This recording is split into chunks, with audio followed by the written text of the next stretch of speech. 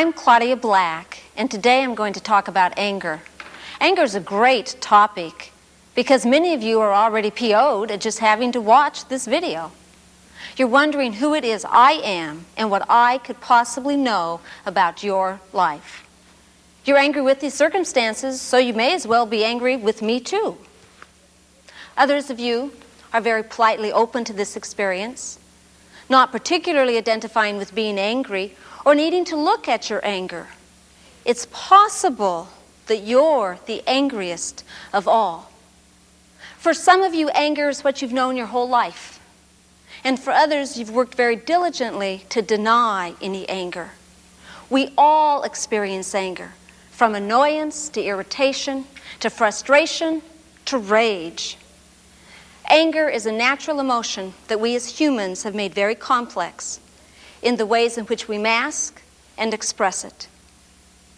I'm going to talk about the many faces of anger, why we experience the difficulty that we do, and some ways in which to heal from the destructiveness of our own patterns. The first step in experiencing healthy anger is to recognize how we mask, distort, and then project our anger. See if you can find yourself in any of these 10 faces of anger. It could be passive-aggressive behavior. What I mean by that is, let's say you're late to a scheduled meeting or event. Now, this could be with your boss, your mother, your probation officer. The reality is you don't want to be there, or you feel that you should be the one leading this meeting, not them. And yet you also don't think that you can legitimately get out of this time. So in your irritation, you're late, always late. Or it's saying that you'll do something and then you don't do it, or you take forever to do it because you are resentful that you committed. Caustic remarks, sarcasm could be another face. You know, that's the sarcasm that you mutter as you're leaving a meeting at work when you don't feel like your side was heard. Or it's after you ask your spouse to do something and then they don't do it, or they don't do it the way you wanted it done. So it's that caustic remark you mutter under your breath, but loud enough for them to hear it. You know, I should have done it myself if I wanted it done right. Or is it anger that takes the form of verbal abuse? You know, that's getting up in somebody's face and screaming, "Who told you? How could you? Who gave you license? You no good so-so. Can't you do anything right?" Could be forever blaming. Others are always at fault. Your mother's at fault, your father's at fault, your partner's at fault, your wife, your husband, the boss, the cop, the banker, anybody but you. You're late to traffic school, and you rationalize. They shouldn't have traffic school on Monday nights. They know that that's football night. So tonight I stay home and I watch the last play. Yeah, that's their fault that I didn't get there on time because they shouldn't have scheduled it on Monday nights. Or you get a notice from the bank that says your account is overdrawn. Well, it can't be. The bank must have made a mistake. Or it's possible that it's guerrilla humor. That's when you throw out an attack, an insult, and then you call it a joke, and you retreat behind a smile. "Oh, you're just being too sensitive. I mean, can't you take a joke? I was just teasing." Could be retaliatory anger. Now, that's when somebody has said or done something that's hurtful, and it really upsets you. Let's say your husband says something cruel and hurtful about you in front of you to his friends. Well, you're calm, and you laugh it off, and you say, "Oh, no big deal." But you will eventually find a way to get even. And you do that. You do that by going out on a spending binge that you know that he has to pay for. Or maybe you go so far as to have an extramarital affair. Somehow you will get even. This is the martyr that's in so many of us. That attitude, well, I don't care. I mean, it doesn't really matter. But I'll get you in the end. And they always do. It could be blind rage. This is when you're driving down the road and You have the kids in the car, and it truly seems to be a very fine day. And suddenly you're cut off by the driver in front of you, and there you are on the guy's tail, and you're waving him over, and you're flipping him the finger, and you're pushing him off to the side of the road, hoping he'll get out so you can beat him to a pulp. There is no middle ground in this blind rage, and it is blind rage that so often leads to violence. It's the guy at the bar, or in the car, or maybe the neighbor across the fence, and all they had to do was give the wrong look. Or, out of nowhere, you're watching television with your kids, and you ask one of your kids, or maybe your partner, to get you a can of beer. And they don't do it fast enough, and the next thing you know, you are backhanding them. The rager is the person walking through life with a match in one hand and a gas can in the other hand. Or it could be isolation. You stay away from people. You take on this angry attitude that you don't like them and you don't need them. And this results in you leaving them alone and they leave you alone. Anger could be masked in depression. Depression is very complex. It's about many things. It may be that you're physiologically predisposed to depression. It could be purely biological. For many people, it's about unresolved grief and sorrow. For many, depression is anger turned inward. It's the result of not being able to externalize the anger, not being able to express it outward. So what you do is you internalize it and you keep it all in. The person who internalizes anger is somebody who's usually intensely frightened of rejection and abandonment should they show their anger. Or possibly they equate anger with abuse, believing then that if they were really to get in touch with their anger, that they'd become abusive towards somebody else. Or if they show their anger, others will become abusive towards them. So it's no surprise when a depressed person expresses anger or hostility. They do it in the same ways that other people show anger. It's just more sporadic. It comes in little bursts. They may be procrastinators. They may use sarcasm. Or they could go into a fit of blind rage and physically assault someone. But being the type of person that tends to take their feelings inward, they are probably much more apt to assault themselves.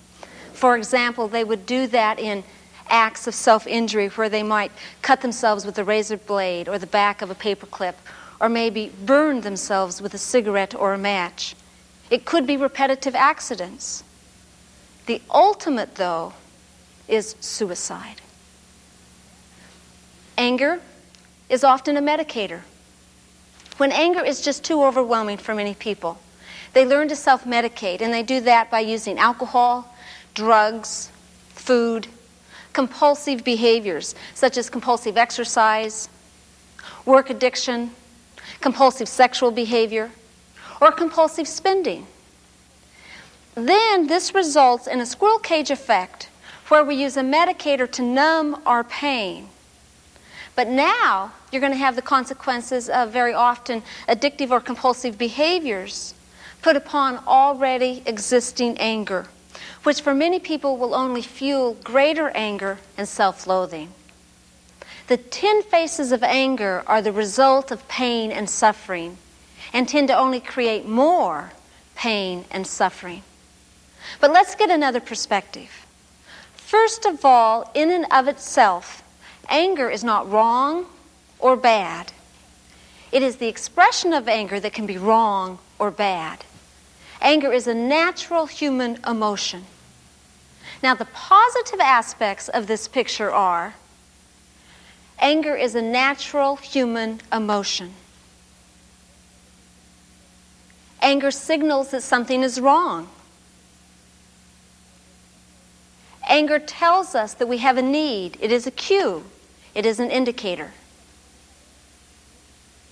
Anger increases our awareness of ourselves and others, signifying a separation or distance between persons. Anger can spur creativity. Anger can be used to fight for justice and fairness. Our goal is not to never be angry. That's not possible. Our goal is to recognize our anger and then to make responsible choices. In addition to recognizing the faces, we need to know how anger has served us in our life. We're not going to be able to change our behavior until we know what it is that we get from our actions. Is your anger a buffer against feelings that you would rather not experience? Anger can help you to push away literally any feelings that frighten you. What is your anger defending against? What is it protecting? Do you use anger as a buffer against sadness or disappointments? When you feel helpless or hopeless or guilty? Do you use anger when you don't want other people to see your hurt, your loneliness, or possibly your neediness? For so many people, they will use anger to mask their fears. Is your anger a defense against shame? Shame, that belief that we internalize that says that we are insufficient, inadequate, unworthy. Shame is very difficult to endure, so what we do is we develop defenses against it. And rage is a wonderful defense. When our identity and our worth has been attacked, we develop this barricade around ourselves and we push our way through life. And rage is that great defense that pushes people away so that they don't get too close and see into that which we believe is so ugly, ourself. We push people away because we need to defend against both the possibility of closeness and rejection. Do you use your anger as an excuse? You don't want to be home that night, so you'd rather be out with the boys or the girls or a boy or a girl. And so what you do, it doesn't take long. You're home, and pretty soon somebody does or doesn't do something that you want. And there you are off and running, and the tantrum begins, and you're screaming and you're hollering, and you grab your keys and some extra clothes, and out the door you go and down the driveway. And you got what you wanted. Out. Or do you attack before you're attacked? That rageful person so oftentimes sees others, including those that they love, as regularly attempting to humiliate them. So you precipitate a verbal attack on somebody for this forthcoming imagined slight. Does anger give you a sense of power? One of the greatest reinforcers of anger is that it gives people a feeling of power. The more powerlessness that one has experienced in their life, the greater the pull will be toward anger. It compensates for powerlessness. We momentarily feel as if we have gained power over or status over another. Now, I think that that is a false sense of power, but I think that for many people, they will take a false sense of power than that feeling of no sense of power at all. Does your anger allow you to feel righteously indignant or maybe morally superior? Do you take that stance that you have every right to be angry because the world is so full of injustices? But unfortunately, in one's hostility, all you will do is fuel those injustices even more so. Or is anger a way to get high? Anger can be a great energizer. It's a way to get high with excitement, to feel suddenly alive instead of dull or apathetic. A lot of people will use their anger so that they can achieve these moments of intensity and otherwise very flat and listless lives. It's possible that you could be seeking out arguments and physical fights because of the sense that rage gives you of a thrill, a kind of euphoria. Perhaps you've been angry your whole life. You've been walking through life, letting your anger solve all your problems for you. For many people, anger is a habit, learned so well. Seems like it's just a part of you. Some of you have been angry for so long that you don't even recognize where it began. It's just there. And just as most people don't need to think about tying their shoes, some people automatically respond to their world with anger. For some people, anger is like an addiction. Addiction defined as an attachment to, a process, a feeling, or a behavior. And as with other addictions, in anger addiction, there is a buildup of tolerance, loss of control, negative consequences, and an inability to stop. Like the alcoholic and the junkie, the anger addict often displays this Jekyll and Hyde personality change. Calm, controlled one moment, and out of control the second later. Addicted to the high, as well as that sense of power and aliveness for some, it becomes the way in which many people will define themselves. Its immediate consequences, just like other addictions, damaged relationships, lost jobs, personal health, and peace of mind. Now, they're certainly costly, but not unpleasant enough, however, to cancel that pleasurable sense of power and control that the expression of anger gives the anger addict. Now, as high as a price as you may have paid for your anger, it's hard to let go of. All addictions feel good in the moment. All serve to block pain and to offer this short-term feeling of control and well-being. The problem with addictions is not in the moment, it's in the aftermath. You know, at the time that you're in your anger, it may seem to be the answer. But the fact that you're viewing this video tells me that in reality, anger has not worked for you in the long run. It's important to recognize how you've used anger and the price that you pay for that anger. In order to be willing to create change in your own life, you need to look at those dire consequences. Is it verbal or physical abuse against those that you love? Is it forever scaring those that you care about the most? Is it the threat of your children being taken away from you for their protection? You know, how important is it to be right, or to be in control, or to feel power, when it results in those around you not believing that they can be truthful, that they are in fear, that they walk on eggs around you, or jail time because of your temper, or nobody wants to work with you, or you're alone. You're not likable. You're not likable even to yourself in your anger. An angry person's life is filled with bitterness, cynicism, and hate. It's important to remember that being angry is only an illusion of power and control.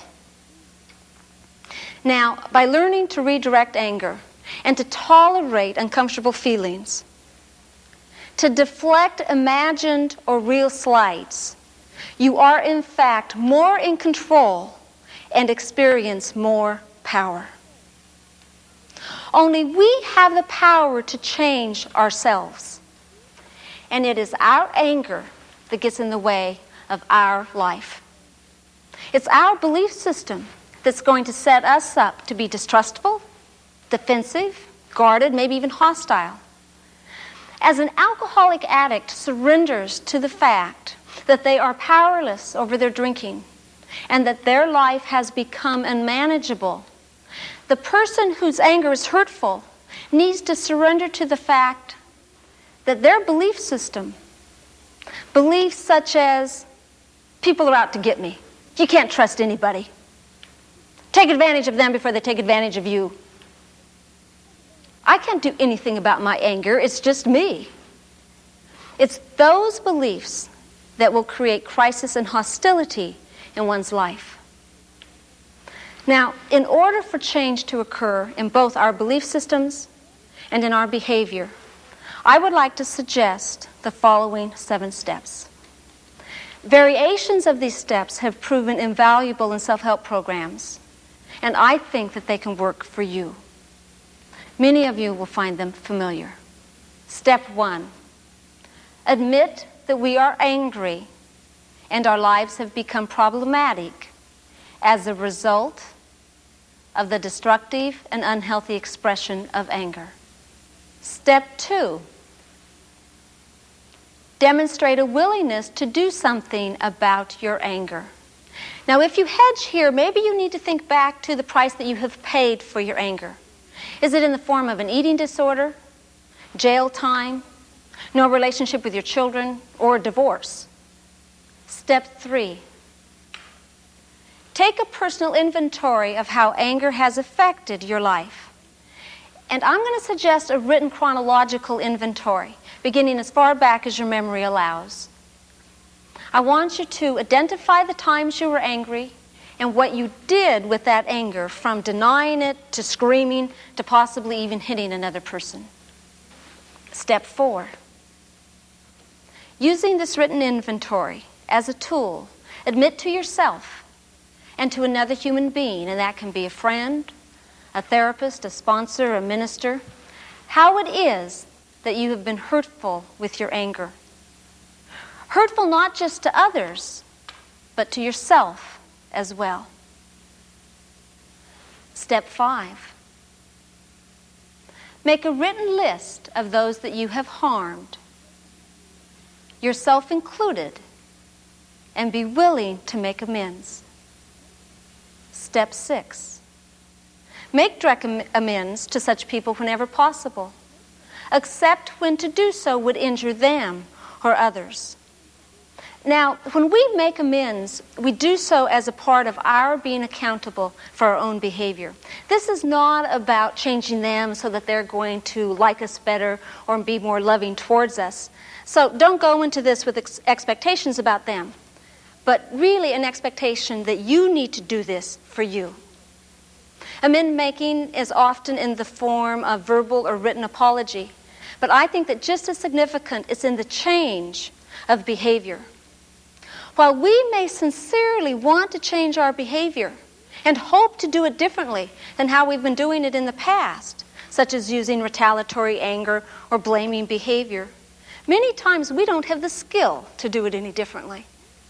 Amend making includes making a commitment to ourselves to be willing to, 1, recognize our triggers, and 2, put forth the effort to learn new skills that can range from recognizing the need for a timeout, to stopping negative thinking, negative beliefs, to learning more effective communication skills.